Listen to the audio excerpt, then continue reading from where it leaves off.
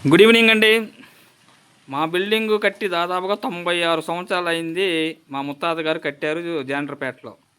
ఈ కొండరాయి తొలిగా ప్రత్యేకంగా స్పెషల్గా తెప్పించారు ఈ బిల్డింగ్ పునాదుల కోసమని.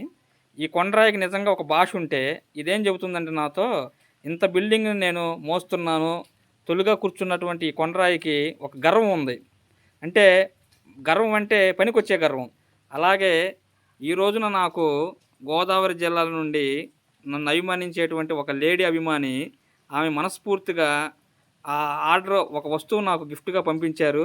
చాలా సంతోషంగా, ఆమె ఎన్ని రోజుల నుంచి అనుకున్నారో తెలీదు కానీ, ఆమె ఆర్డర్ చేసేటువంటి ప్రతి సెకను కూడా నాకు అమూల్యమైనది. డబ్బుల సమస్య కాదు.